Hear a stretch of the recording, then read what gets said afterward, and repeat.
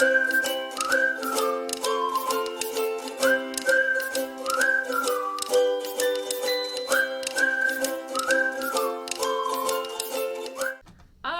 we are starting. I'm Michelle McCartney with Mothers Illuminated. We're doing something a little bit different today. We're actually here with Elliot Axelman, and you're going to be talking about some of the books that you've been doing about coronavirus. And I think this might be like one of our very few political shows on here, but I think it affects all of us, especially as, moms and, people with families. And I know a lot of people have had a lot of concerns with, the mask mandates, with the schools and, different vaccine mandates and how that might affect, our families and everyday life. And I know a lot of people that have been affected by having their small businesses shut down throughout this past year. So I'll give you a chance to introduce yourself, and then we can kind of go from there, and you can talk about your book. Sure. Well, thank you so much for having me on the show, Michelle. It's a pleasure to be here. Elliot Axelman, I go by Alu, my nickname. I'm a paramedic. I've been in EMS for almost 10 years.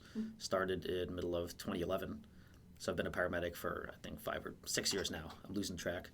I felt compelled to write the book about corona fascism, which I have over here, because in my 10 years in emergency medicine, I've never been so shocked. I've been shocked a lot. I see interesting stuff all the time, but the corona fascism, the lockdowns, the intensity of the propaganda, the pushing the fear, the locking down the economy, and like we were talking about, considering everyone to be sick until proven healthy, even if they're asymptomatic. A lot of the things seemed very interesting to me and off-putting, very disconcerting from the beginning. So I just started looking into it as much as I could and researching, writing articles. After I wrote 10, 15 articles for the website and did a lot of podcasts and videos, I finally figured I got to write a book and put it into book format, because there was a lot. Yeah. And an article on my website on Liberty Block. So I usually write for libertyblock.com. I own the editor-in-chief, and I write most of the articles.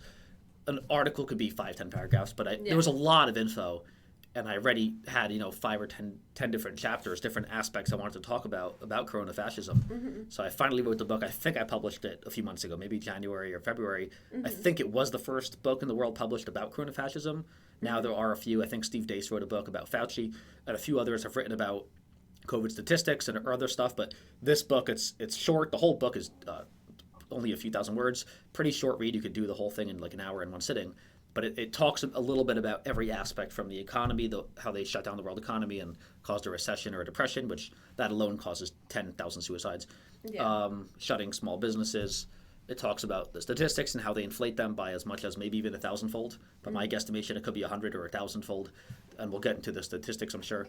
It talks about the masks and the health. And this is before the vaccines, so I didn't even get a chance to talk about the big push now. We just wrote an article recently about the vaccines and how they're literally bribing people with thousands of dollars to get it. So that's Dunkin' Donuts gift cards. Yeah, that's interesting. It's just weird how they have to bribe you. But it talks about the economy, the masks, the inflation, some of the treatments, how they hid ivermectin and hydroxychloroquine, and as soon as Trump says it might be good, of course the mainstream media has to say it's the worst thing in the universe. Yeah. And that might have killed thousands, because I think some governors actually outlawed it. Yeah. And prohibited doctors in their states from prescribing it, which I don't think has ever been done for a medication that was already FDA approved. Yeah. Especially one with like hydroxychloroquine, which I think has been used in Africa for decades or a century. Yeah. And it's obviously safe and effective. Yeah. So when it's over the counter over there. Yeah.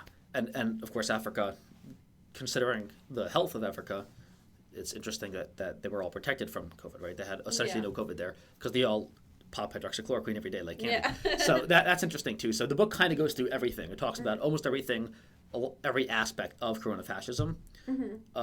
So I published it a few months ago on Amazon KDP, and the original title was Corona Fascism, and then it had a subtitle: How Politicians Use the Virus to Eliminate Privacy, Enrich Themselves, and Put the Final Nails in Liberty's Coffin. Right. Yeah. So, but the main title was Corona Fascism, and I had published a book already in the past, The Blueprint for Liberty.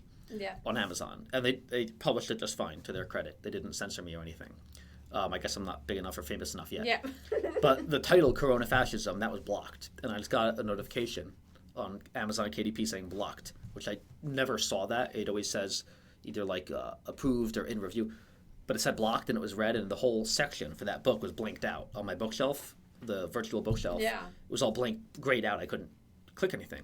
Oh my gosh. So yeah, that was the title, Corona Fascism. And I know they have some AI, right? So Yeah. Amazon, obviously they don't have time to read every book in the universe Well, yeah, that's of submitted, course. but some AI, and there are trigger words, Corona Yeah. Fascism, virus, like same as Facebook, right? Yeah, If you yeah. even think about mentioning virus or vaccine on Facebook, you get the great independent fact checkers, right? Yeah. So with Amazon, it was probably similar. So the title Corona Fascism, they didn't approve it. So I wanted to know if it was the content in the book that was a problem, because then I'd be screwed, or if Yeah. it was just a title. So I just switched the title and the cover of the book with the title on it, and the Okay. official title, to The Plague That Must Not Be Questioned, because we're not allowed to question it. Yeah. And it worked out fine. So they Oh approved my it. gosh. Yeah, so this is the title now. But when this happened, this is a few months ago, I got scared because I thought, they could take it down any day. And Yeah. as soon as Bezos or, whoever at Amazon runs KDP, as soon as they figure out what's in the book and that it questions the things we're not allowed to question, Yeah. they're going to shake it down. So I wanted to have some other backup plan or something, Yeah. a different publisher, because this is self-published technically on Amazon. So I submitted the manuscript to a few publishers. One of them called me back right away, Defiance Press. It's a conservative liberty publisher. They called me back right away. They loved the manuscript, and they said, let's work on a deal. So I signed the contract a few weeks later, and they're publishing it now. So they're in process. Yeah. And in a few weeks, when they publish it with the original title, Corona Fascism, Yeah. and they're fine with that, they have no issue. Once they publish it, I'll take it now from my Amazon, and then they'll handle it. They'll put it on Amazon on their end, Their own maybe, way, yeah. and then they'll distribute it to, I think, Barnes & Noble and all the other bookstores. Oh, that's cool. Assuming Barnes & Noble and Amazon allow it. Yeah. So we'll see how that goes. But That's awesome. So so that's the first one that's being published, the first of my books that's being published by a real publisher. So that's super exciting as well. Yeah. Yeah.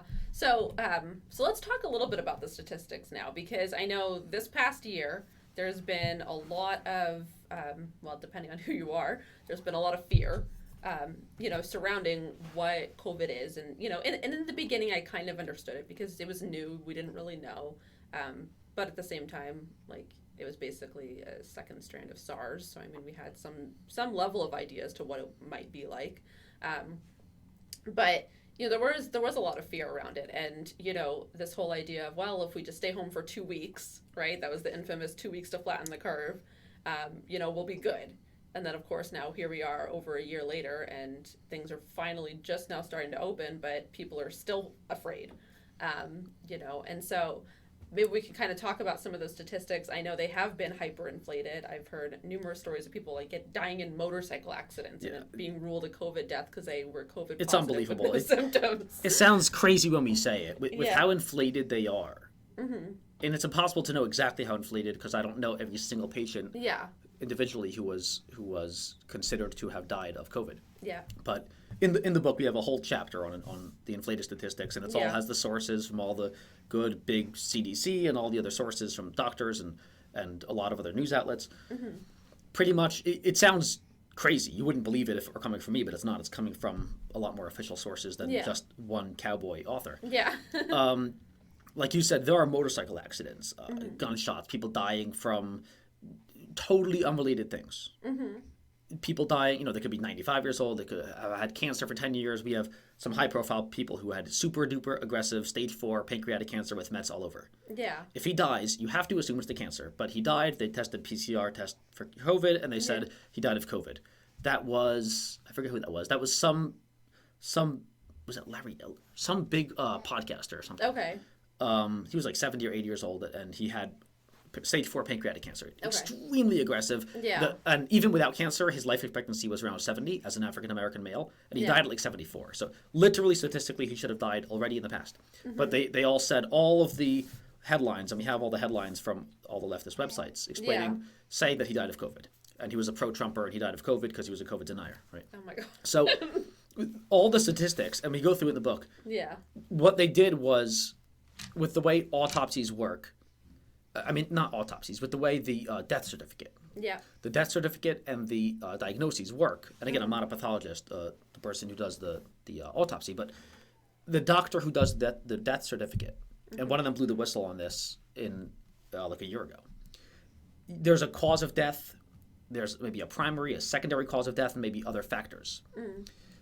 generally the way it works is the cause of death, if I remember correctly, because again, I'm not a doctor, I haven't filled out the cause of death, the death certificate. Yeah. But usually it's more of chronic illness. You'd say maybe cancer or COPD.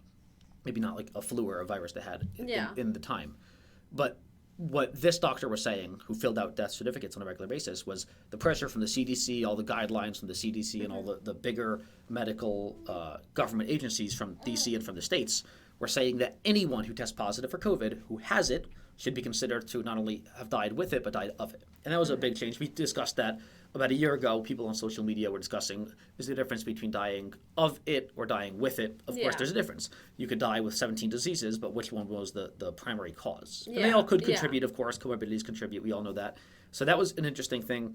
But pretty much the craziest thing that I saw was there are a lot of symptoms that are very nonspecific, right? So in medicine, there are some symptoms that are called pathognomonic, which essentially means if you have that one symptom, it is a 100% guarantee you have one exact disease. It's rare, but there are some symptoms where it can mean only one or maybe a few different things if you have a symptom.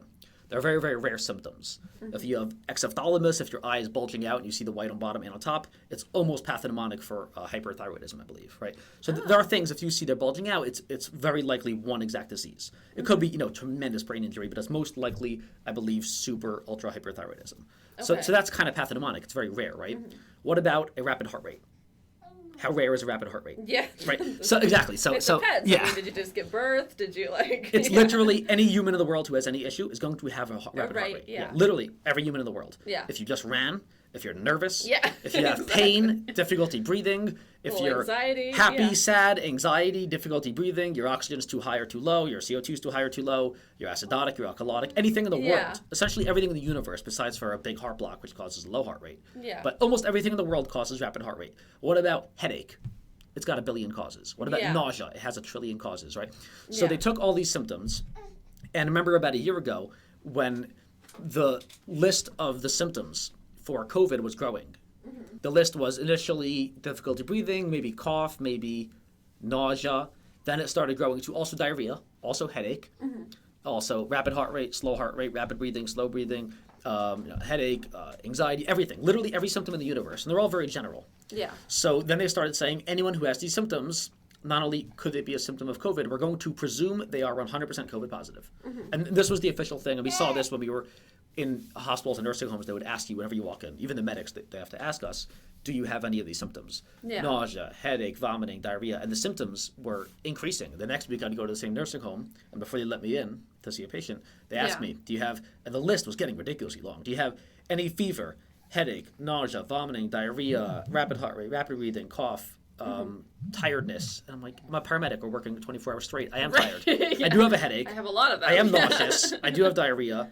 You just have a lot of these symptoms. Yeah. So it kept growing. And then the list of symptoms was covering the 20 most general symptoms that everyone in the universe has at least once a month, right? Yeah. So this is a catch-all that literally gets 100% of humans in the world.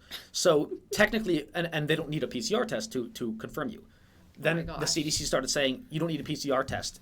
If they were presumed, if they had any of the symptoms, call it a COVID death. Yeah. So a person goes into an ER, literally they could be shot in the head with a buckshot, double-aught buckshot, shot in the head, they're totally dead.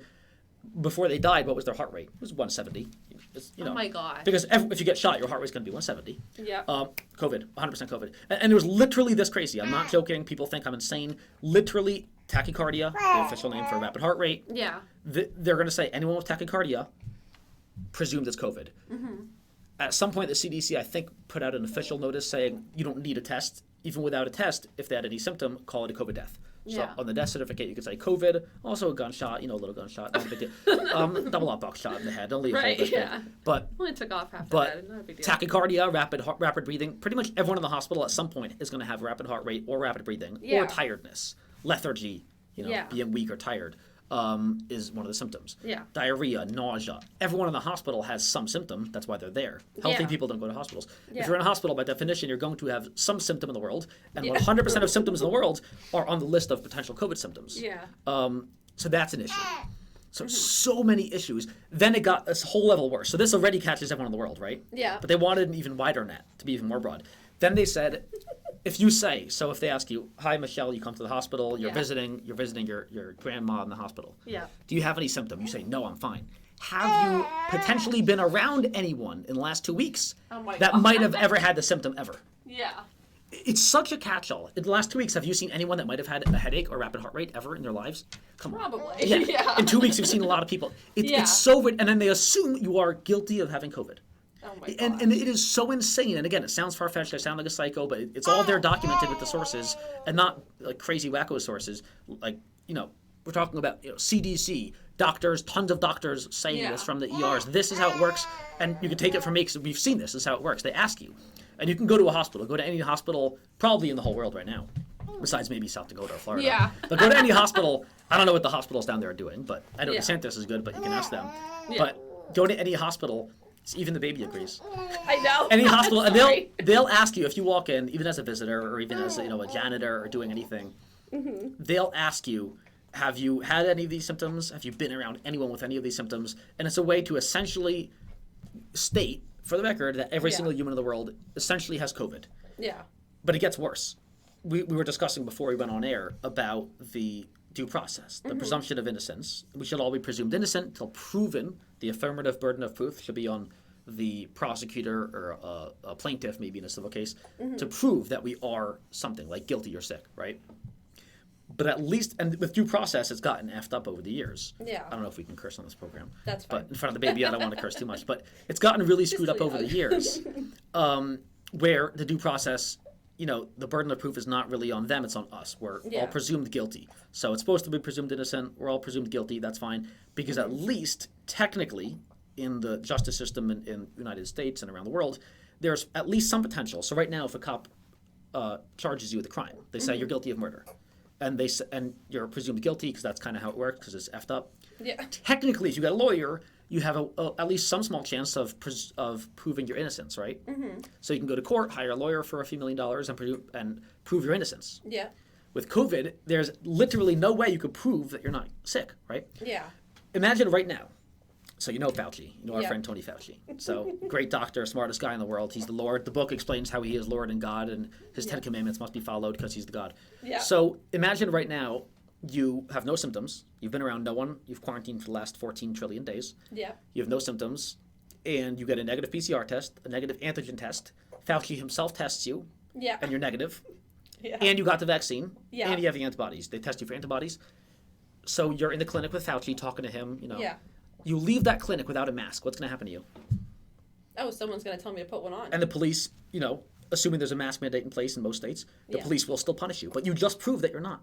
Yeah. It is impossible. You see what I mean? It's Yeah. impossible to prove that you are not guilty of harboring the disease. Even if Fauci himself tested you, did the antigen test up the nose, Yeah. tested your whole brain, and you have 100% confirmed. If Fauci confirms, yes, you are negative. Walk out of that doctor's office with Fauci, and still they will presume.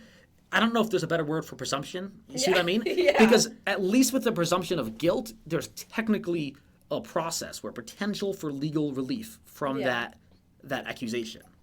You could prove you're innocent. With this, it's literally worse than the presumption of guilt because there's literally zero potential to ever prove that you're healthy. So we can never take our masks off, ever. It's 100% impossible. There's no way to prove. I can get the best test in the world confirmed by God himself. God and Jesus and Fauci can all come down and test me for COVID and say, you are negative right now, you're fine. Still, you can't take a mask off because why? I don't know. Because 1 millisecond later, you can contract COVID. Exactly, yeah. And we've abandoned all logic, all science, all, rationale. It's so sad how everyone's presumed guilty and they say you may be asymptomatic. And you could be asymptomatic, even though Fauci initially said asymptomatic. It's essentially a negligible amount of spread from asymptomatic. Now he's saying it's not negligible. It's everyone. Everyone is asymptomatic. We have to presume you're guilty, presume you're sick. And that's one of the most insane things, this presumption of being sick and the fact that there's no potential to even relieve ourselves of that presumption. And that's one of the most disturbing things about the whole coronafascism. Yeah. No, absolutely. And I think, and especially, so now everyone's going to see I have my baby with me. But so I think one of the things that's been coming up too is, there's the mask mandates in schools. I mean, all the different daycares and everything shut down for a long time. And this did affect our children. I mean, especially where children are, so ridiculously unaffected by this. And now they're sitting here and they're shutting everything down. I know that there's been a huge amount of teen and even like elementary school suicides are now happening because we don't know the effects of a masked world around children and what that's going to do to their psychology. Well, I have some hypotheses. Yeah. As a self-proclaimed great, psychologist, or at least I'm interested in the psychology of it. Yeah. And we know the basics of claustrophobia, anxiety, Yeah. loneliness, depression. We all know the basics of that. Agoraphobia, that kind of thing. Yeah. So that's basic, but a few things to say about that. I have a whole chapter about the children, and it's called, I think the chapter is called "Think of the Children." 'Cause Yeah. the government always says, "Think of the children." Yeah.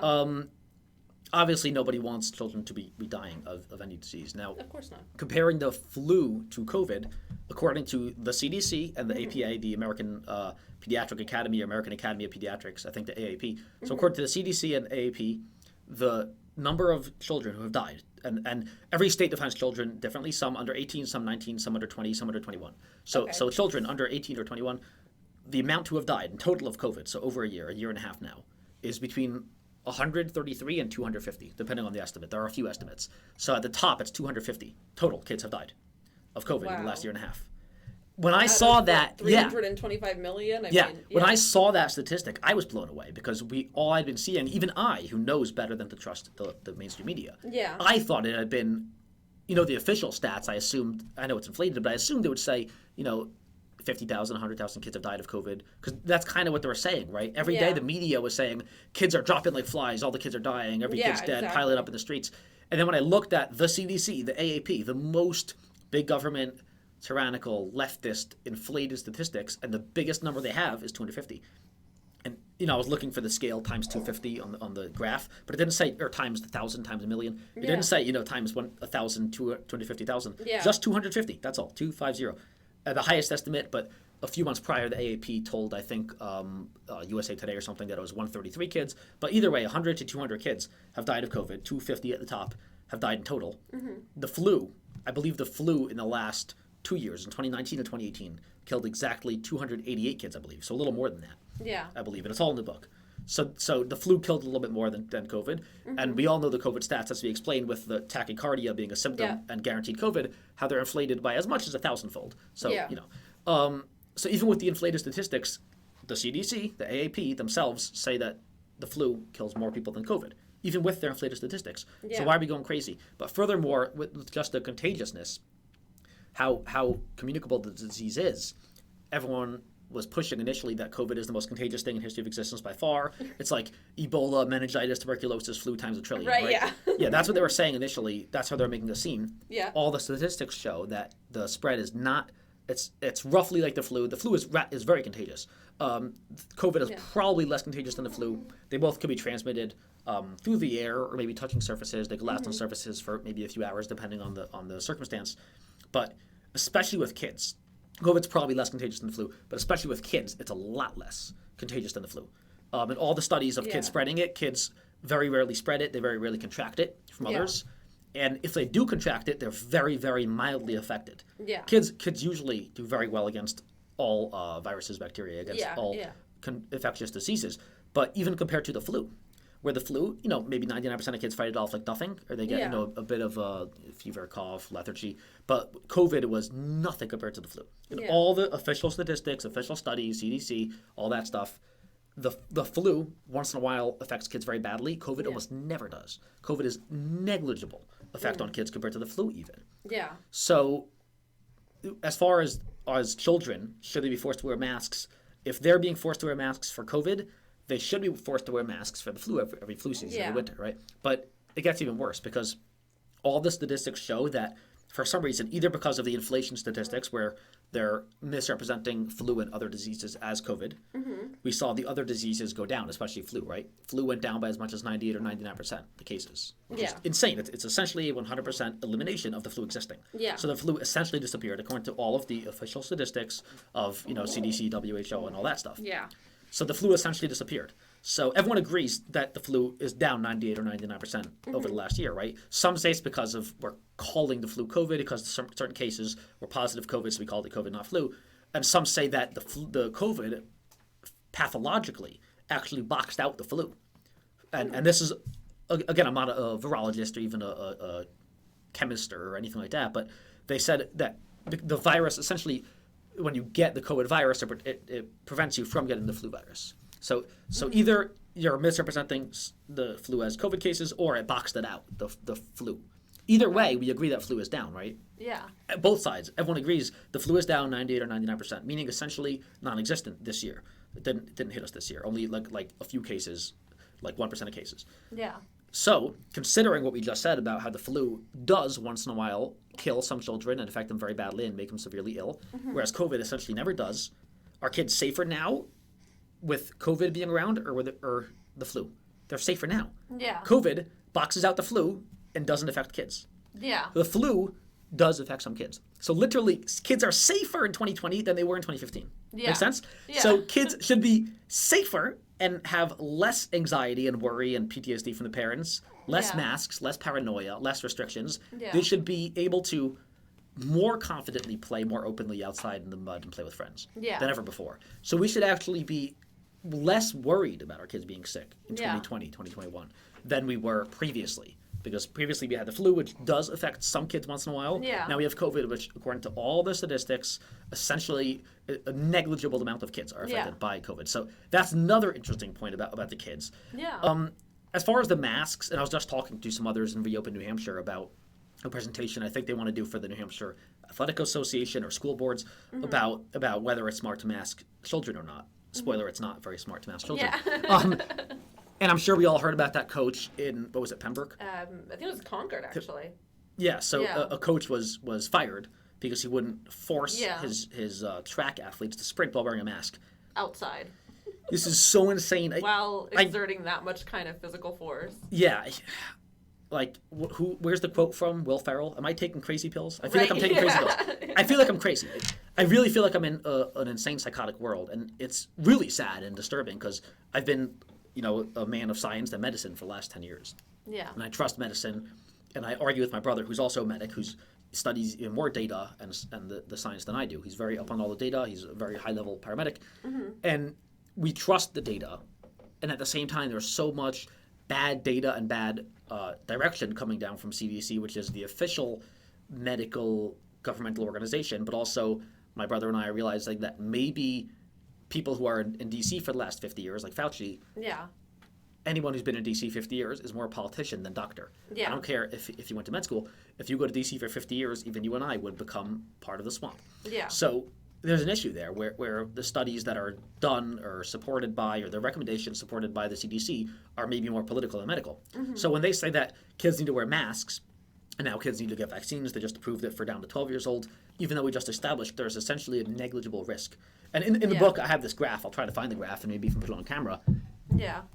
The leading causes of death, obviously kids very rarely die, as far as dying early before 18. Yeah, especially here in the U.S. where we have pretty reasonable, sanitation, so healthcare, nutrition. Yep, the number one killer of kids, you probably can't see this, and it's not even in color here, but the number one killer of kids, where's the camera? This is yours. Here's the graph. If you see, all the way at the top is COVID. It's not the top 10 killers of kids. Right, yeah. The top killers of kids are things that kill more than COVID does are drowning, fires, being burned alive. It's rare for a kid to die in a house fire, but it's more often than COVID, according to the AAP and CDC. Right? So, chronic lower respiratory disease, maybe like CF. Fires, burns, heart disease, mostly congenital because kids don't really get CAD, but maybe congenital heart disease. Kills more kids than COVID by actually 599, so maybe 2, 3, 4 times as many as COVID. Drug overdose, poisoning, drowning, suffocation, choking.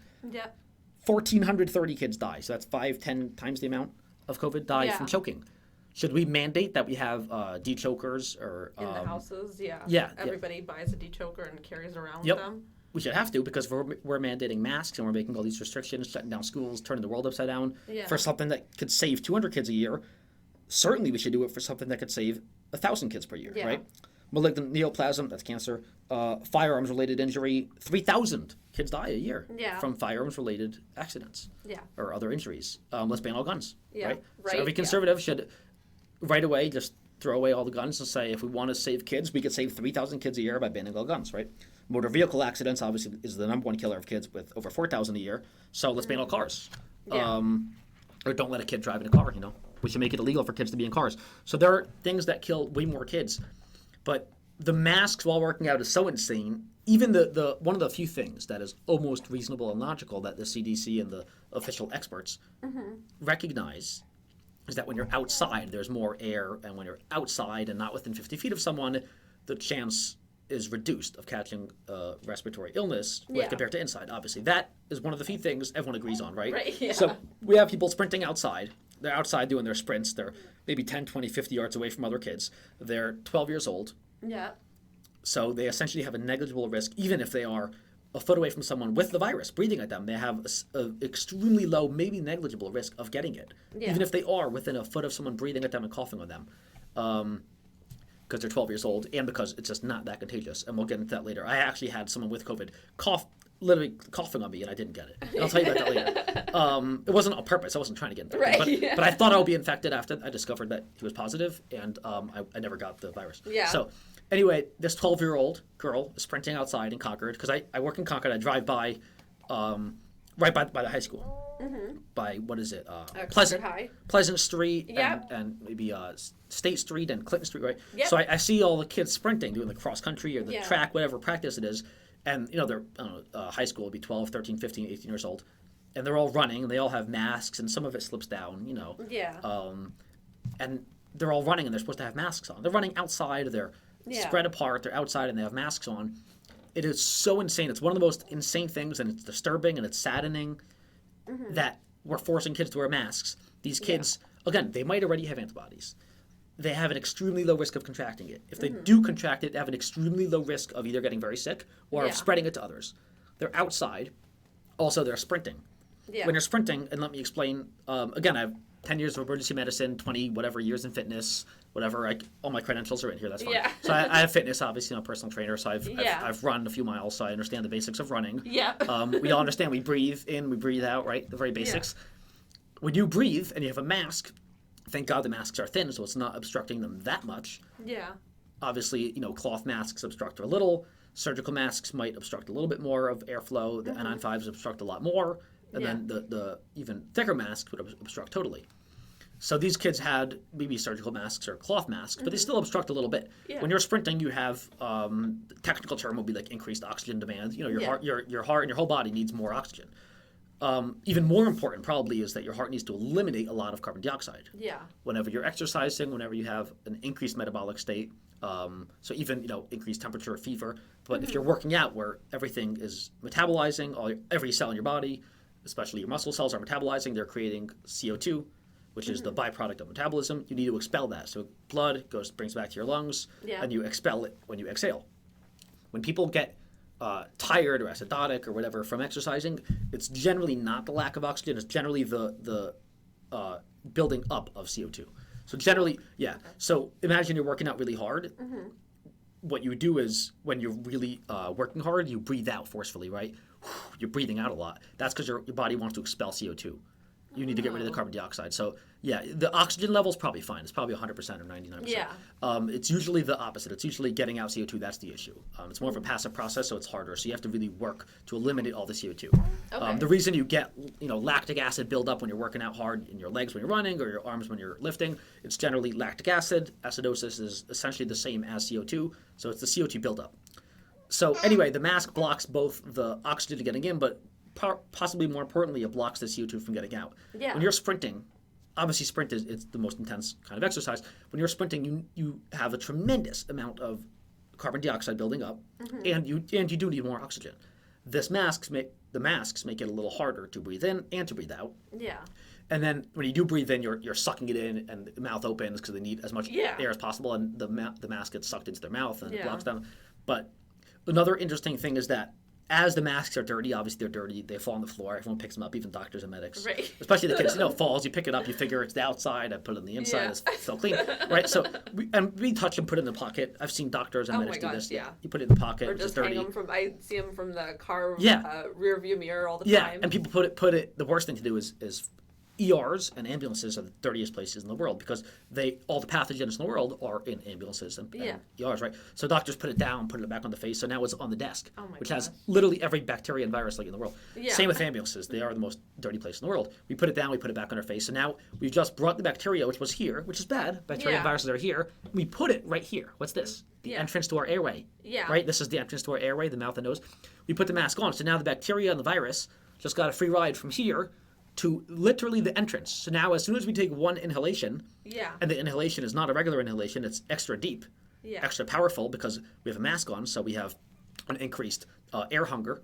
So we need more oxygen, need to eliminate more CO2. So now the bacteria and viruses or whatever's on the mask is already right here on the edge of our airway, and we take a massive inhalation. What does that do? It brings it all the way to the bottom of the lungs, to the alveoli, to the final ultimate cell in the lungs. Now, if you want to get 100% guaranteed pneumonia, put the virus and bacteria all the way deep into the bottom of your lungs. Yeah. Then you can guarantee you'll get pneumonia. Maybe that's why we're seeing so much pneumonia. Yeah. Again, they call it COVID because maybe it looks like COVID, and maybe it is COVID, but you're taking either COVID or other viruses or other bacteria or other fungi or protozoa or anything else and putting it by your airway and then taking a huge inhalation to bring it all the way to the bottom of your lungs. Yeah. We're doing this to kids. So if kids are getting more pneumonia now when they're working out with masks, maybe it's because of the masks, because we're taking dirt, putting it at the edge of the airway and inhaling it super duper deep into the airway, keeping masks on them and making them run around like that. It is so insane. But also, I mean, there are so many other reasons. We have a whole book, we have a whole chapter in here on just the medical issues with masks. Yeah. And another one on just the societal and psychological issue of masks, of causing claustrophobia, anxiety, PTSD. Yeah. Now everyone's depressed and poor and losing jobs. Yeah. And you want to add insult to injury? Now give the 16-year-old girl maskne. Yeah, Mask right? acne, Yeah. right? Now she has acne, now she's all alone. Now, even more ugly, we all know how depression and anxiety and suicide, another 13-year-old girl last night who attempted suicide, by the way. So, a few nights ago, I didn't hear that. So, plenty of kids, and even according to the CDC director, I believe Dr. Redfield, said we're seeing more depression, overdose, and suicides from kids than we are from COVID. So they're dying more of suicide and having more incidents of anxiety and suicide and depression than of COVID. So the CDC, again, all the sources are from the big government tyrannical pro-corona fascism sources. Yeah. Yeah, we're seeing so many kids with depression and anxiety, and they're going to have PTSD and all that stuff for life. It's so insane, the masking. Yeah. Another issue that I just thought about the other night is when you have a mask on and you're working out really hard. And again, they recommend it even in the gyms. I think the latest CDC guidelines said even with the vaccine, still, even if you're outside, if you're working out, you should have a mask. Even if you're outside with the vaccine alone, still you should have a mask. Yeah. Again, even if you're alone, I don't care if there's a pandemic of what's the most contagious virus in the world. I don't know if it was Ebola. Meningitis and tuberculosis are very contagious, but maybe Ebola. Maybe they essentially said if anyone in the universe has it and they breathe air, you're going to get it, right? Ebola they apparently is like the most contagious thing. Even if there were a pandemic of Ebola, I would feel fine going outside my backyard alone and working out. Right. You know what I mean? There's no within a few hundred yards of you. If you're worried about that, then stay inside and get a SCBA mask or HEPA filter or something, whatever the best gas mask is, and stay inside in your bunker and just pray until you die or survive the pandemic. Yeah. If you think it's that bad, just do that. But working outside alone, when they recommend that, is insane. But if you wear a mask while working out, which thankfully most people in my gym don't wear masks while working out, like I said, you have an increased oxygen demand. So you need breathe more for oxygen. You need to breathe faster and more deep to eliminate carbon dioxide as well. Yeah. That mask obstructs both. So you're going to have a rising carbon dioxide level and maybe eventually a decreasing oxygen level. Yeah. But mainly the carbon dioxide is going to get higher and higher and higher. Eventually you can pass out. You could have acidosis as well, which could be acute and chronic issues. But you're going to have all these issues. What happens when this kid, I just thought about it last night when I was doing this presentation, or setting it up for the presentation I'm going to do for this athletic association. What happens when a kid is sprinting and they finish the sprint and they pass out because their carbon dioxide level is 80? Yeah. And they're acidotic. And now they pass out and they fall. Even standing height, falling on concrete or whatever track from height, their head hits, that's enough to get a head injury. Yeah. Who's liable for that? I don't know, the school or whoever forced them to put a mask on. Right, exactly. Can we sue the CDC and Fauci for that recommendation? I don't know. Ultimately, of course, if they pay out in a civil lawsuit, taxpayers pay anyway. If you sue the school district, taxpayers pay. You sue the CDC, taxpayers pay. So there's no winning. It's a lose-lose. But I just thought about that. If you faint because you're sprinting with a mask, which is not appropriate, anyone who knows anything about medicine or fitness would obviously tell you, don't do strenuous exercise with a Yeah. mask. So ridiculous. And as for the people saying that, oh, it's just a little mask, it's not a big deal, you can still breathe with it. I'm literally like almost as fit as it gets. I was doing like pretty high level boxing and sprinting even a few weeks ago. Decent shape. When I put on a mask and I start walking, especially going upstairs, Yeah. put on even a surgical mask and walk up 20 stairs. I guarantee you'll be short of breath. You will be breathing faster than usual, and your heart rate will be faster than normal. Yeah. You may not have massive hypoxia yet, but you will have to breathe faster to compensate to get that. Yeah. So that's another thing that I love about the tests. And I did a tiny test with myself to see if putting on a mask for a few minutes at rest will cause hypoxia. I can't test hypercapnia. I don't have a entitled CO2 measure in my house, but I wanted to test if my oxygen would go down if I put on a mask for a few minutes, and it didn't, but what did go up was my heart rate. So people compensate a whole lot. To make a healthy person truly hypoxic, a low oxygen level, it takes a tremendous amount because people compensate, right? If I tell you to sprint for a few minutes, your oxygen will stay 100% or above 94, which is considered fine. Yeah. What's going to happen is you'll compensate, and to keep that oxygen high, you'll compensate by breathing faster and having a rapid, faster heart rate, and your blood pressure will go up. So you'll be breathing in more oxygen, getting out more CO2, and your blood will go around faster to deliver more oxygen and CO2. So, yeah, that worked. Almost is fine. So you'll compensate for it a lot. Now, if someone's already, if their pulse ox, their oxygen percentage already gets below 94, that already means they have like pretty significant hypoxia, meaning they can't compensate anymore. Meaning that's why it's an issue. If I have a patient whose oxygen is under 90%, it's a pretty big issue. We'll give them oxygen, and if that doesn't help them, a little bit of supplemental oxygen. If that doesn't help them, then we'll have to do help them breathe with actual physical air moving in, like ventilating them. Okay. But yeah, it takes a lot. So people have done some tests. I saw this is like a year ago already. Yeah. I know 15 days to slow the curve, but Yeah, right. but 15 days is apparently longer than 1 year. So 1 year is, I guess, a smaller measure. So I think someone, I don't know if it was a nurse or a doctor, they put on a mask and put on a pulse oximeter, which tests your pulse ox and your heart rate, your oxygen saturation of your blood. And they said, see, I put on a mask for a minute and my pulse ox is fine. Obviously, it was only a minute, and it was at rest and not exercising, but also the oxygen, I could probably wear a mask for 10 hours. My oxygen would stay above 94, which is perfect, which is the normal range. My heart rate would go up. My respirations would go up to compensate. So your body will work harder to compensate. Yeah. That's what they always say is your body is intelligently designed to work around whatever situation you're in. So if you've got something covering up your airway, it needs to maintain that oxygen level in order to function. So it'll start doing other things to help out with that. Yep. So but the people who are older or sicker don't have the same compensatory potential that we do. But also the thing that it doesn't test for, like I said, oxygen it's maybe not necessarily unimportant, but it's not going to be affected as quick as the carbon dioxide, I believe. And the carbon dioxide is going to be the thing that's going to fail first, I think, because we need to exhale. We need to exhale carbon dioxide. So if you put a mask on them, the real test we should do is test for both carbon dioxide, either breathing out the exhaled carbon dioxide or a blood test if you have an ABG or VBG. But that's what we should test and see, does it go up?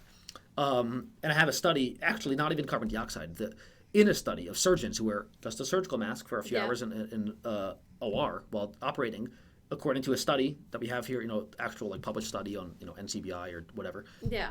It said that in just a few hours or a few minutes into surgery, the surgeon's pulse oximetry, because they were testing the pulse oximetry for the study, did go down from wearing surgical masks significantly. And that was SaO2. I think it was arterial oxygen they were testing. But again, the study's all in the book. So even surgeons who are, if you're a surgeon, you're in at least decent shape because you're a doctor, you're able to stand for 10 hours a day, you're not 90. Surgeons are in maybe better shape than average physicians. So even they, and they're used to wearing masks, even they had a significant decrease in arterial oxygen saturation with surgical masks, according to these studies, and they weren't running around. So what about those who are running around? And again, the CDC, and what I want to talk about, I'm not a lawyer, but I want to talk about liability. The CDC is saying people should sprint with masks. We live in the most super duper litigious world in the universe, right? So nowadays when we could sue anyone for anything, right? If I trip and fall, I could sue you for $1 trillion, right? Right. So Which how? please don't. So how can we not sue the CDC? So if someone gets hurt, do they have standing to sue Fauci and the CDC? I don't know, but no one's talking about this, right? So I think I mentioned that a bit in the book, but it's very interesting how if anyone develops these issues, we should have some kind of cause, some standing to sue the CDC for these recommendations. Yeah. But, and I apologize. So, the nice thing is this is a show on motherhood. Yeah, perfect. This is all the different parts of motherhood. She pretty much never cries. I know. So, put it back on me so everyone can see my love bug. So I was gonna say though, the one of the things that I think is interesting when you talk about like the litigious parts of things is a lot of people, you know, like you said, nobody talks about what happens, you know, in the event of a mask causing an injury. But at the same token, one of the reasons why a lot of these small businesses are deciding, you know, to push the mask mandate is because there's this weird like fear of liability. Yeah, that someone if actually explained this catches to me. COVID, and I never got it. And I didn't understand why businesses are pushing the mask mandate in New Hampshire. And someone who's very involved, so he knows this stuff, explained to me that Sununu, as I call him, Dictator Sununu, because he's ruled as a dictator, not a governor, because he has totally shut out the legislature for the last year and a half, and he's ruling by fiat as a dictator does. So Dictator Sununu has the mask mandate, and I asked why he's doing that, and someone who understands the situation explained to me that the business owners are actually asking for the mandates. And I said, no, you're crazy, that can't be. Why? And he explained to me, the business owners have employees, right? The employees can choose not to work, and they can get unemployment. So they can choose not to work, and they can still get unemployment, either federal or state or both or whatever, right? Now, if I remember correctly, what he explained to me, if the business has a mandate for their employees to wear masks, then they have to work. If they don't have a mandate of their employees to wear masks, it's considered like an unsafe environment, right? Because if you don't wear a mask, you're going to die right away. And then the employees can opt, according to federal law or the way this exact unemployment came through, they can choose not to work and collect unemployment by virtue of having a pretty unsafe environment to work, right? Make sense? So because businesses didn't want their employees to sit at home and get paid, meaning they would choose to sit at home and get unemployment, they had to make mask mandates on employees. But then the employee might get upset at them for making the mask mandate. And this is why I believe the businesses throughout New Hampshire, at least, and maybe throughout the whole U.S., were actually asking the governor to implement mask mandates, saying you have to mandate your employees. And I think the same for customers. So if, let's say you're an employee at a place, if your boss doesn't want to mandate masks for employees and customers, you can just choose to sit them and collect unemployment by saying it's too dangerous to work. So the employees wanted the employers, and the employers wanted the government to mandate. That way the accountability is off them. They're not the bad guy. And then, so it's very interesting. They pay a portion of the unemployment taxes too. I mean, when they do that. Yeah, I think it's part of the payroll tax. So it's very interesting. Again, I'm learning more about politics and corruption. So again, the more government does, the more the problems they create, then they have to fix problems, but by fixing it they create more problems because all they can do is create problems and take our money and make laws that prevent us from doing things. So all they can do is create more problems. So whenever they fix something, their only solutions are using hammers, and hammers break stuff. So that's all they can do. They can never actually fix anything. The only good they can do is getting out of the way by doing less. They can't do any good by doing more. All they can do, because they're bad, all they can do is do less if they want to help us. So that was very interesting about the employees and employers, but it's interesting now. Some businesses are allowing people to not wear masks. The gun shop in Merrimack says no masks allowed. And he's still alive. I don't know of any customers who have died from him. But, but what's so interesting is that, I mean, because of the liability, like we were saying about lawsuits, a lot of businesses are worried because of CYA, of cover your butt.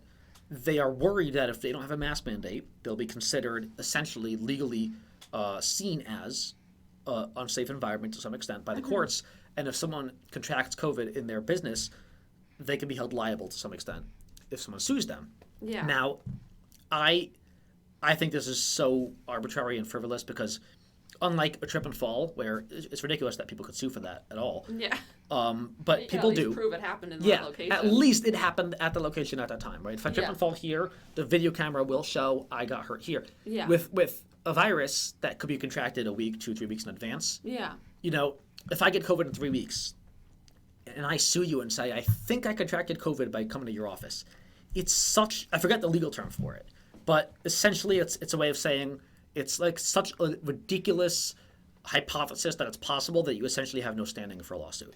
That's And what I would there's a term assume. for it, but Yeah. it's so preposterous that there's like beyond reasonable doubt to prove that there could even be standing. Yeah.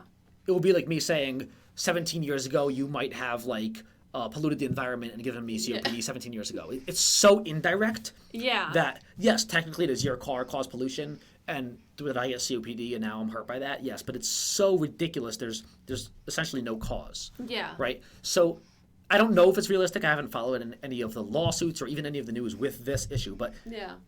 I can't imagine, and I hope the courts don't do this, but again, I don't trust the courts because judges are, government agents, so I don't trust them.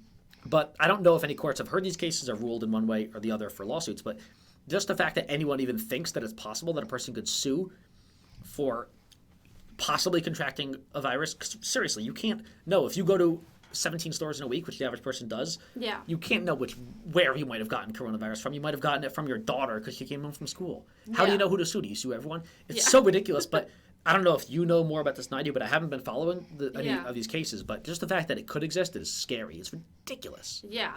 Well, so I've always been asking, why would these, different, like, what's the big push that's making these stores want to mandate it? And the unemployment thing does make a lot of sense because I do know that a lot of businesses, even still, are having issues finding people to work.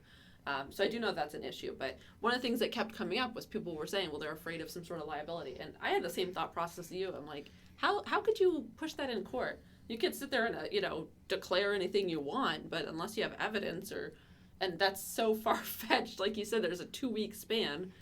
All I have to do is sit there and say, well, look, you went to the grocery store on this day, you did this day, you saw this person this day. And if we're going to allow for lawsuits, and I think the courts have some discretion in which lawsuits to hear, right? They could say you have like no standing, right? Yeah. So they have some discretion for what to allow. They have some discretion there. So if they're going to allow that, they should definitely allow me to sue Fauci because Fauci is or the CDC. And I think some actually are suing the CDC, some landlords, because that is very direct. Where CDC said you cannot evict.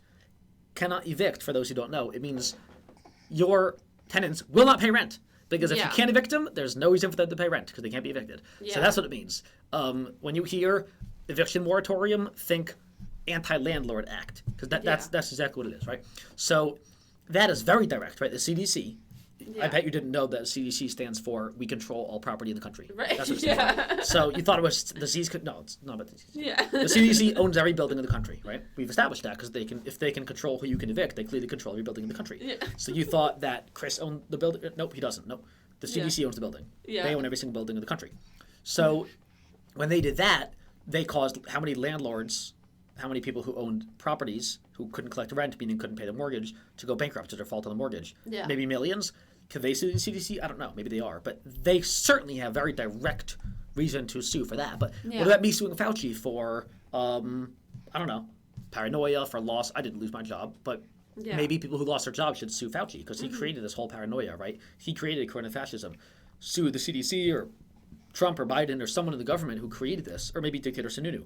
Yeah. I know there are a few lawsuits against him for similar stuff, for closing the economy. But these lawsuits certainly have a lot more merit because they're more direct. What about that kid who inevitably faints on a track from possible hypercapnia, from high carbon dioxide because they can't exhale, right? They have very direct cause to sue the school district or the coaches of the track or maybe the mayor of Concord. I know Concord had their own mask mandate, even aside from Dictator Sununu. So, which is still in effect until I think like June something. For Concord? Yeah. Yeah. So these lawsuits need to happen. And this is all civil, right? But there should be criminal charges brought against them because, again, here in this world, at least in the United States, I think throughout the whole world, when someone gets hurt and someone's directly liable, that could be a criminal charge maybe, right? So, I mean, for all of these damages, we didn't even get into strokes and polycythemia, which we'll talk about in a minute. Yeah. There should be at least entertainment of criminal charges being brought. Now, again, I had a discussion with another relative who's a lawyer, and he pretty much told me it's a pipe dream. But the problem is right now, prosecution only happens by a government agent, right? All prosecutors work for the government. Yeah. 100% of them, and I confirmed with a lawyer the other day. 100% of prosecutors are literally government workers, right? They're either the Attorney General, Merrick Garland, or they're a U.S. attorney, work for the U.S. government, or they're a state attorney, or attorney general, or a county attorney, right? They all work for a level of government. Yeah. Which government agent is going to charge another government agent with a crime? They're literally coworkers, right? Yeah. It's an inherent conflict of interest, right?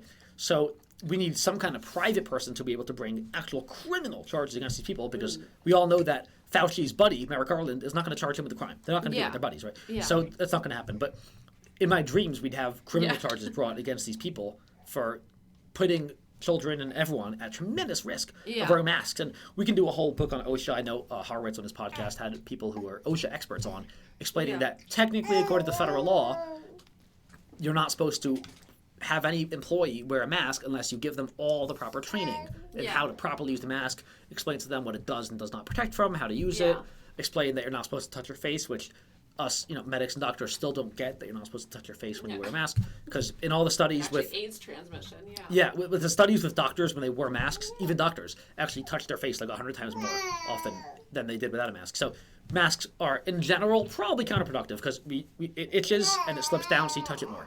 So that's another issue. But I can't wait for the first lawsuit, and I would love to be like an expert witness or something, or maybe even be the lawyer one day on a lawsuit of CVA secondary to secondary polycythemia, which is just thick blood.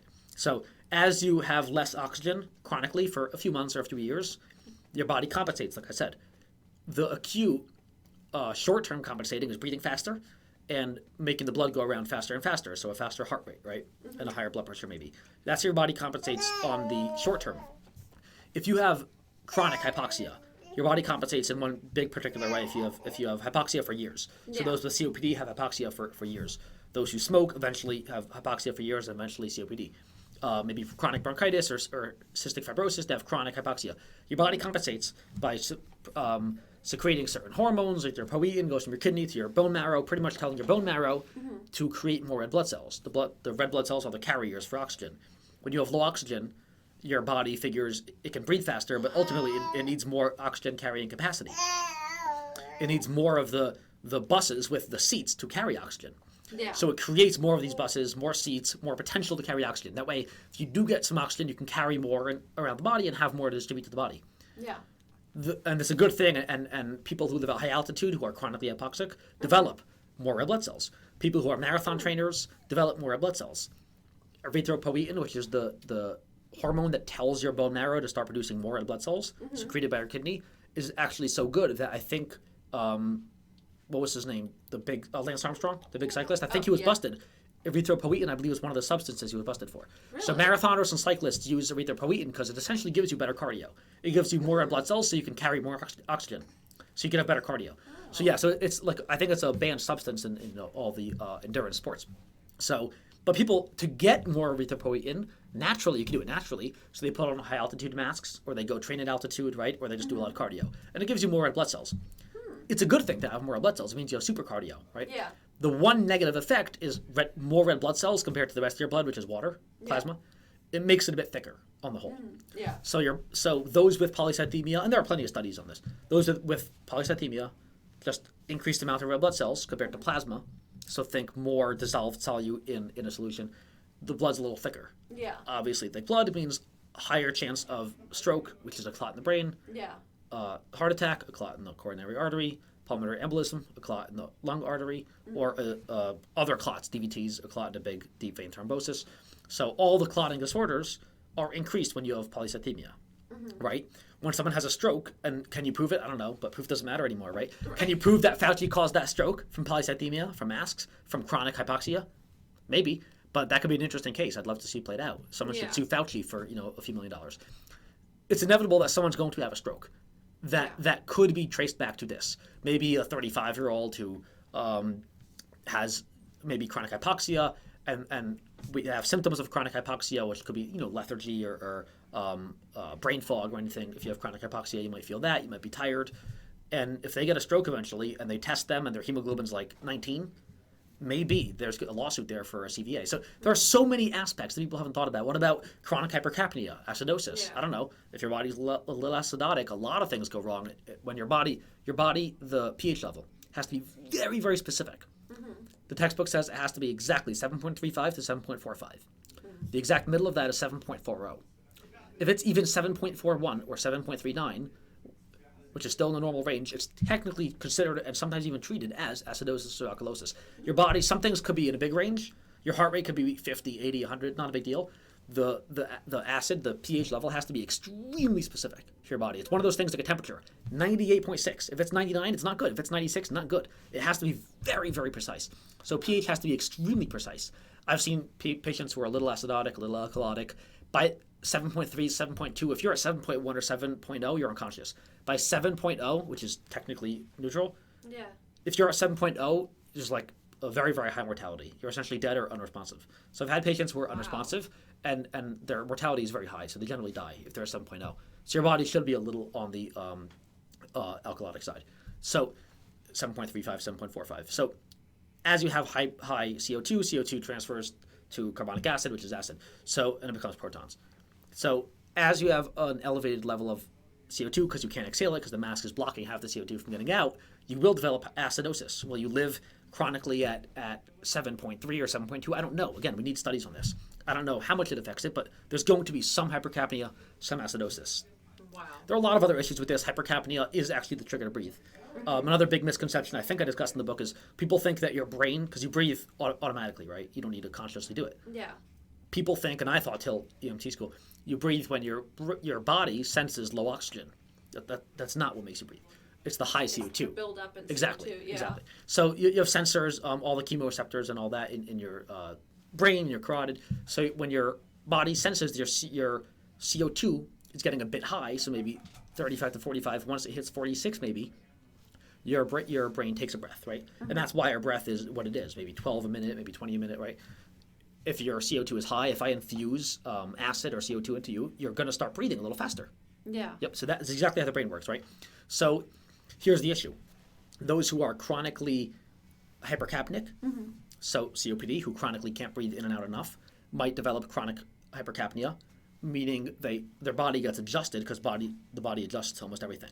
You can develop tolerance to everything. Yeah. Their body adjusts. So we see this with COPD to a higher level of carbon dioxide and acid. They're essentially synonymous. So a higher acid level. So the pH is lower. So more acidotic, more carbon dioxide in the body. Their body adjusts so much that they don't breathe. Doesn't trigger them to breathe anymore. The secondary trigger in the brain, also located in the brainstem, in the medulla. The secondary trigger to breathe is the hypoxic drive, and that's why they learn about the hypoxic drive with COPD, because COPD patients and other patients with chronic hypoxia may come to rely on the secondary trigger to breathe because their first trigger is now dead because they're so tolerant from the high CO2. Yeah. So that is, I believe, the basic concept of the hypoxic drive. Now, with these patients, they might develop chronic CO2. So that they have high level of CO2 chronically, now they're chronically acidotic, now they have a hypoxic drive to breathe. So all these issues coming from the masks, they need to be looked at, and we need to think about all these risks. And maybe someone needs to be held liable for all these things when they have a chronically high level of CO2. Now you have acidotic blood, and now you have COPD, now you have polycythemia. All these issues that no one discusses. I think I'm the only one in the world who's even talked about these things. Maybe the frontline doctors or the Great Barrington doctors have spoken about this. I don't know, but I haven't heard it. So again, in medicine, the basics of medicine, I hate to sound like a doctor here and sound arrogant, but with everything you give, before you give any treatment, any medication or other kind of treatment, you look at the potential risk and potential benefit, right? And in general, it's complicated, but in general, the potential benefit should outweigh the risk, right? If I give you a certain treatment that gives you a 1% chance of feeling a little better or a 90% chance of killing you, you're going to say no, and I wouldn't give it to you, right? Yeah. So if there's a 2% chance of negative effect that's mild and a 70% chance of a pronounced benefit, then it's worth giving, right? If you consent. Yeah. Everything has to be looked at with risk and benefit. With the masks and other COVID treatments, they're totally abandoning that.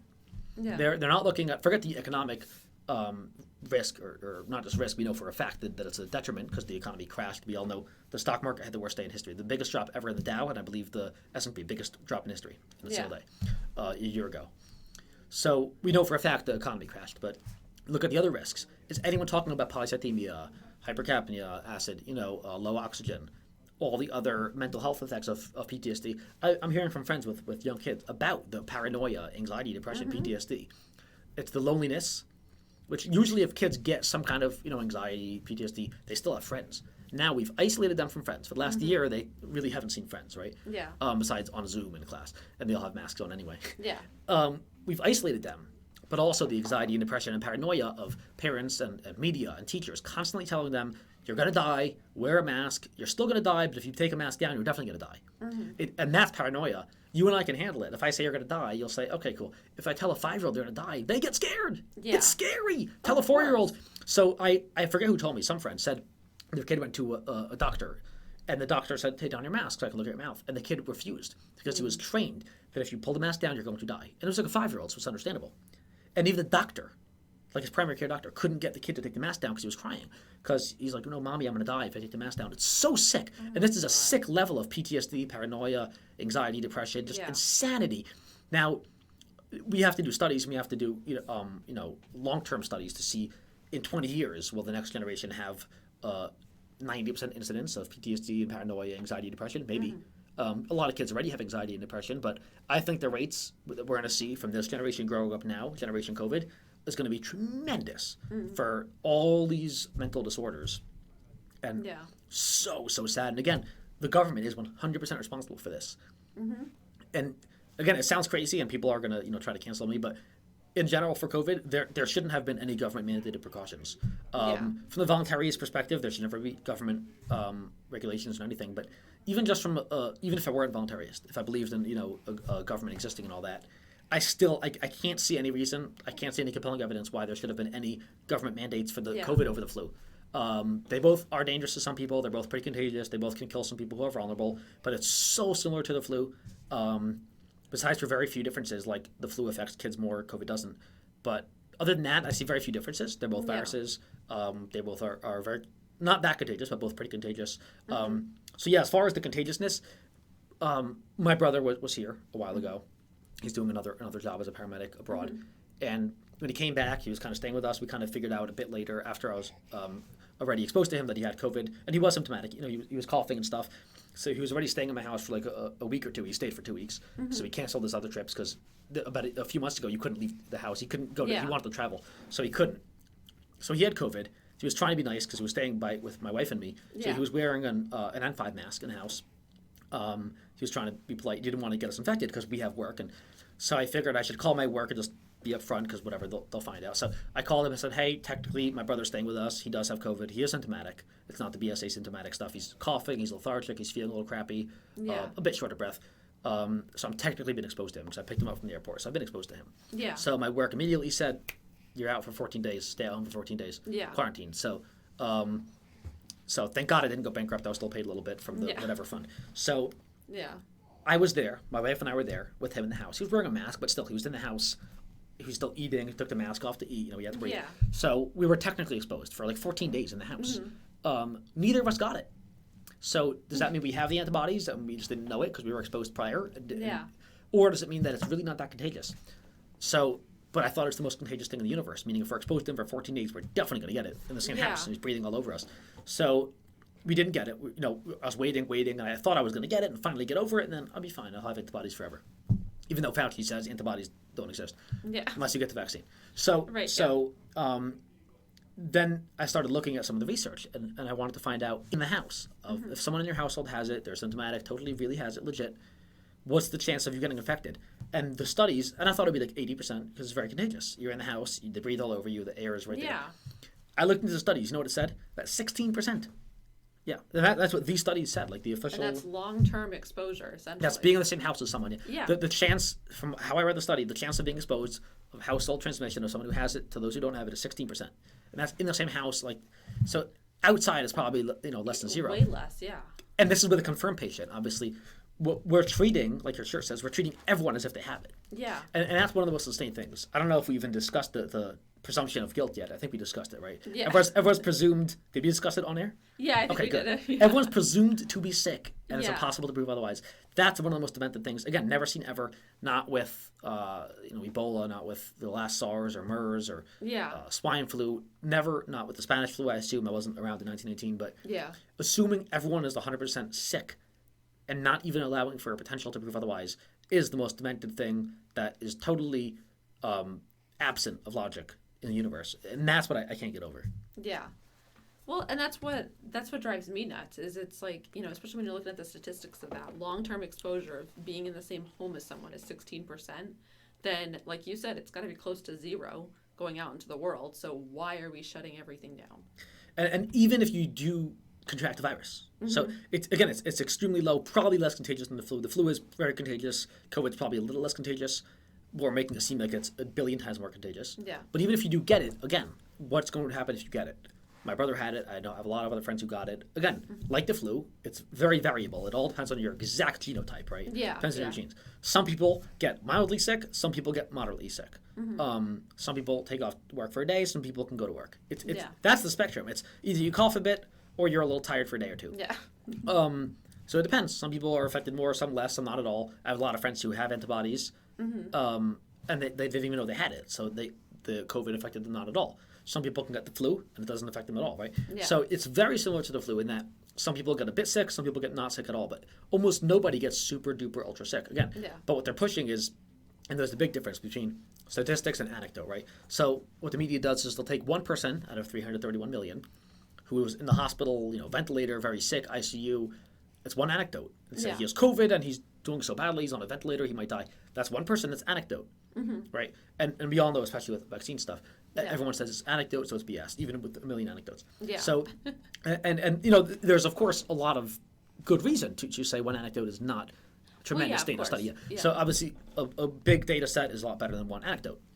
But they're pushing this fear of one person had COVID, one 7-year-old died, was found to have COVID, or we presume it's COVID because he was tachycardic, right? His heart rate was under 10, right? So they presume it's COVID. But all the statistics, they're not really, they can't say, I mean, they are pushing statistics, they are inflating statistics too, but they're mostly focusing on one case at a time because it's sensationalism. Yeah. And humans are emotional, I'm not logical, which we all know, which is fine, that's how we work. We're emotional, so if I tell you that, 80 million people died of COVID, or if I tell you there was a cute 7-year-old girl who died of COVID, that is actually more impactful than the 100 million. Yeah, right? of course. Because we care about one person. I think Stalin said one death is a tragedy, a million deaths is just a statistic. Yeah. Yeah. So one case, anecdote, is actually more sensational, meaning more effective propaganda than a million. So it's interesting, but they are inflated numbers too. If you look at the Johns Hopkins dashboard, they have the counter is like running up like trillions, right? So millions and millions and millions of cases. But I think one of the things now people are seeing after a year and a half, almost 2 years of coronafascism, is that if it's really the most contagious thing in the universe and it's the most deadly thing in the universe, and everyone who gets it dies, why are all my friends not dead? And I finally wrote, it was a satire article saying, everyone's dead now. Every free stater's dead, So it's like, if it were nearly as contagious and deadly as everyone makes it seem, everyone in the liberty movement of the anti-mask protesters, reopen protesters who are all hanging out together, huddled up, hugging each other by the State House, protesting every other week without masks, they'd all be dead now. The fact that not a single one has even gotten the virus, let alone been sick or dead by the virus, it really goes to show something, at least, that, we know the virus is in New Hampshire. They're saying the statistics are very high in New Hampshire. Dick Dickerson, the news was saying for a year, New Hampshire is super duper, dangerous. That way makes it seem sick, so we get as much money as possible from the feds. They think we're doing really badly, even though we're doing fine here. Yeah. So it's in New Hampshire. It's spread in the community. The fact that you can go and have 200-300 people protesting very close proximity outside, without masks. Yeah, some of them had a few hundred, these protests, and none of them even got it, and none of them died. People are starting to think, finally, like the logic of, wait, maybe it's not like the most contagious and deadly thing in the universe. Yeah. So people are finally starting to wake up. But like you said, the fact that we have corporate tyranny now and the CYA and the liability and the unemployment also being an incentive for businesses to support mask mandates. Now we have businesses and employees and the fearful people in the community and government. So we have most parties now support mask mandates, and and indefinite coronafascism because of liability and all these other things. So Yeah. there's only one group of all the groups. The only group is concerned citizens who are logical or understand the basics of medicine. That's the only group that now does not support coronafascism because of what they've done, and they're genius. And in the book, one of the chapters discusses motives. What are their motives? And obviously, they have motive for coronafascism, and there are a few different things that they want to get accomplished. But it's really sad that they've played their cards very well, so that so many groups, business owners, employees, employers, and a lot of people, the old, the young, a lot of people now support coronafascism because Yeah. they've been so brainwashed or at least incentivized to support it, like with the liability stuff, the unemployment stuff. And you know, one of the big things, I don't even think I mentioned it in the book, but we all know UBI is one of the things they've wanted for a while. Mm-hmm. Andrew Yang said it in, I guess, the 2020-2019 races. Andrew Yang brought it up, and then they all pretty much agreed to it. Yeah. He was the big one, but they all agreed to UBI, right? They all said eventually, even if they don't admit it, they all want UBI. Mm-hmm. All socialists want that, meaning essentially all politicians want it. Now, this, with the unemployment stuff that they say is going to be indefinite, there was a bill, I think, Rashid Tlaib and a few others supported a bill, and probably Cortez, to give, what was it, $1,000 or $2,000 payments every month to everyone in the country. Yeah. I And then remember that. after the pandemic, after the last emergency is ended, state of emergency, which is going to be in like a century, for the next year, also $1,000 payments per month, I believe. Oh my god. So and that's essentially UBI, because we all know the states of emergency are never going to end. yeah. So that, you know, that's essentially UBI. And once they have that, once they're dependent on a $1,000 check a month for like 100 years, they're not going to want it to go away, so it'll be indefinite, right? Yeah. So the government programs almost never end. Almost nothing is that temporary, Yeah. you know, a government program. So UBI is one of the motives, and I think we're going to see that. Another motive is fear. People are easier to control when they're fearful, but also separated. So divide and conquer, which I'm going to write a book about, you know, how they fear unity, divide and conquer. So we're fighting them, everyone's fighting, they can control us, but also people being fearful, they beg for more government, obviously. Yeah. So there's that. There's the money motive. Obviously, we all know a lot of government officials. I've heard dictator Sununu and a lot of other dictators around the country have made money off all of the products, all the medical equipment, from, you know, masks and all the other medical equipment for COVID. So the politicians, them and their cronies, have made tons and tons of money, probably, Yeah. from this. China as well, and obviously China is an ally of Biden and all the politicians. Yeah. I think 3M, which makes the masks and everything else, Oh yeah. and a lot of other DuPont. companies, I think a lot of other companies that have at least a big presence in China are making a lot of money. So interestingly, China is benefiting, probably making billions off Yeah. of this virus as well, because a lot of the production is done in China for the masks and maybe the gowns and gloves. And what people may not understand is in China, the way it works is they're just like the U.S. They're venture socialists, so they're part capitalist, part socialist. But unlike in the United States, they are a little bit more conspicuous about it. They're pretty obvious about how communist they are. Pretty much what Xi Jinping says, from my understanding, is if you want to operate your business in this country without me destroying you, give me 51% stake ownership in your China operation of your country, Yeah. of your company at least. So for your segment of your company that operates in China, give the CCP 51% controlling share of your Yeah. company, and then we'll leave you alone. You could probably have the other 49% of decisions, the profits, and everything else, right? So, and they probably don't even regulate them that much. The U.S. probably has more regulations, I would presume, than China, because Yeah. China, they're smart. They realize that regulations stifles productivity, so they just take your money. They're very overt about it. In Yeah. the U.S., they say, well, taxes, and it's for the roads, and it's for the good of the people, and, you know, we have regulations to keep you safe. A few $1 billion of regulations, and it costs you $2 trillion a year in regulatory costs and overhead. You know, but that's fine. In China, they just admit, yeah, we're communists. We're going to take your money. Give us 51%. We'll leave you alone. Yeah. So it's more like the mafia, right? It's like they're very obvious. That's why Yeah. I like the mafia better than politicians, because politicians are criminal sociopaths who steal from us, but also they kind of lie about it. They say it's for Yeah. my own good. The mafia puts a gun in my head and says, give me $1,000 a month. I'll provide security for your business, and they will do a good job. Yeah. And that's all. They're not going to regulate my business and say I can't train clients without a license for being a personal trainer. They don't give a crap. They want my Yeah. money. They're very obvious about it. Politicians pretend they're my mommy and looking out for my own good, right? Yeah. We want to keep you safe. So in China, my presumption, again, I'm not in the CCP, I'm not operating business in China, but they take 51% control. So let's say 3M or any other big company that makes these medical equipment, masks and gloves, their China operation has, a few $1 billion a year in revenue and stuff. Yeah. If China's getting 51% of that, so at least they're getting a few billion in profits, they're probably making money hand over fist. Yeah. So China's benefiting, politicians are benefiting. I think we saw Mike Pence's chief of staff had some millions of dollars in stocks in this company.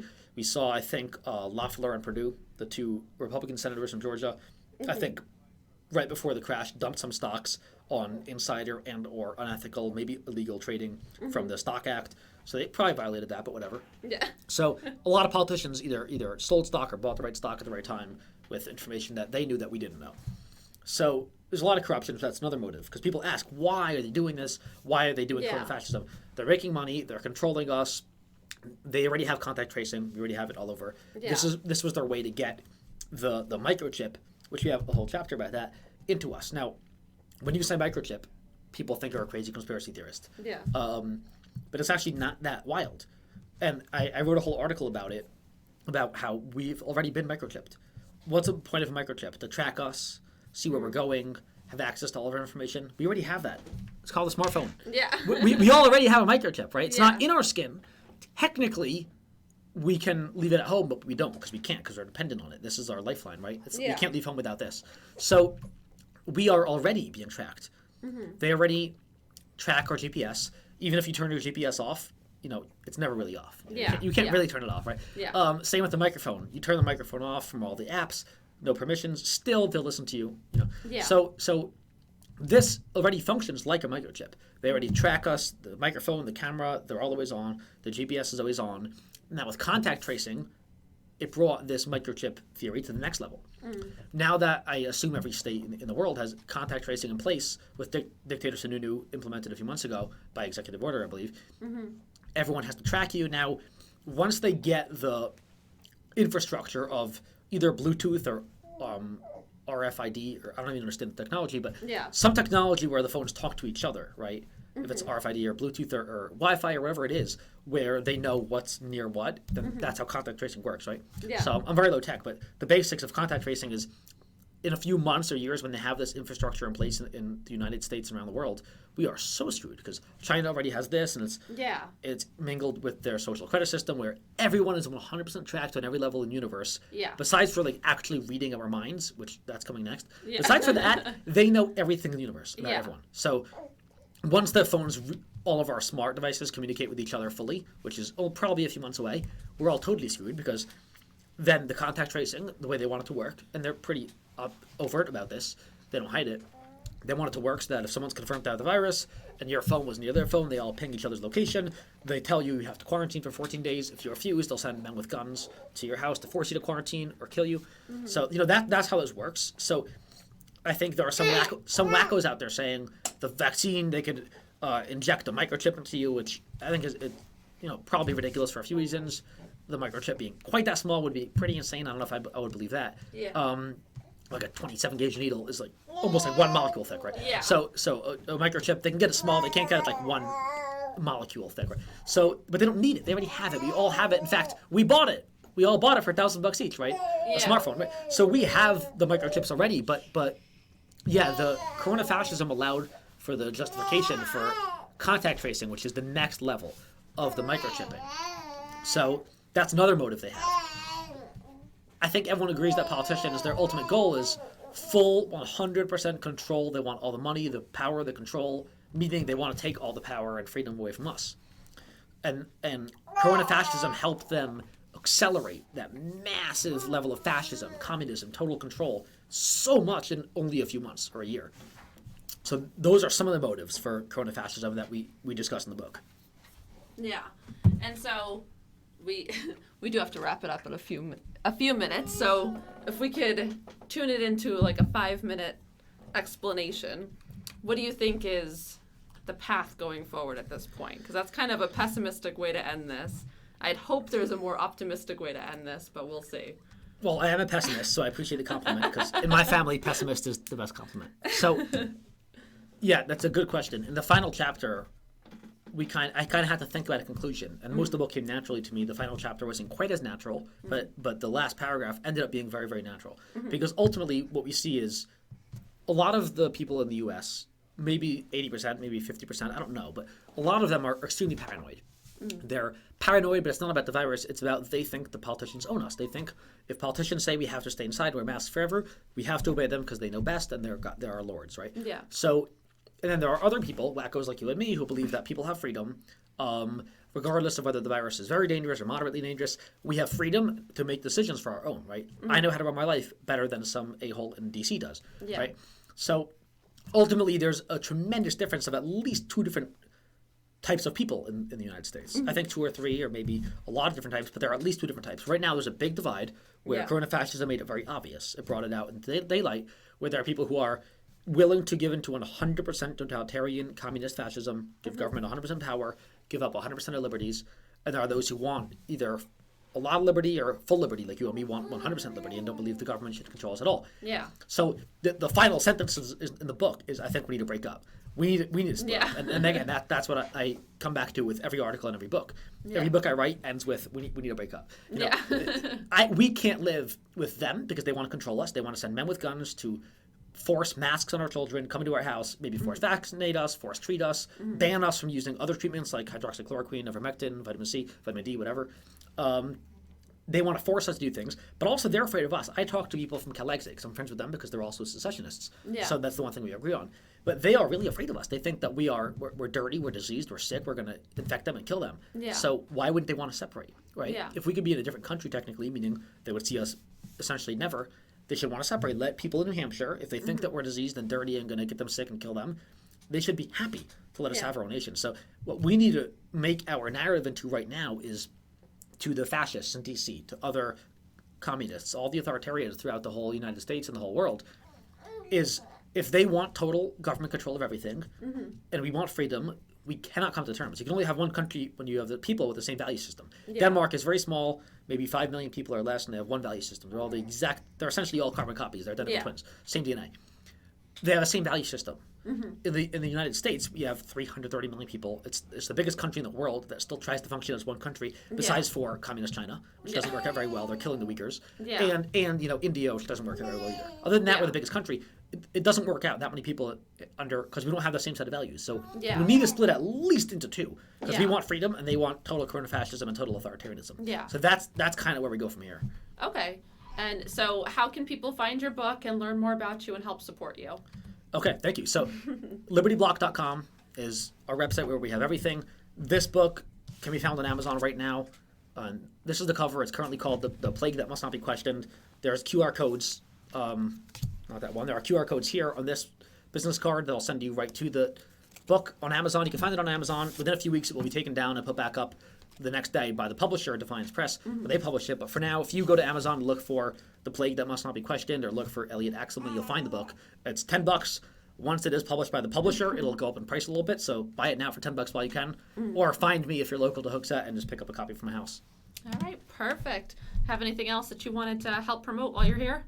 That's all. I mean, I have this. I have another book on secession, The Blueprint for Liberty. And I'm working on more books and more articles. Just follow libertyblock.com and just stay in the fight for freedom. And New Hampshire is going to be the last place for freedom to survive for our children. Yeah. Perfect. Well, thank you so much for being here. Thank you so much for having me.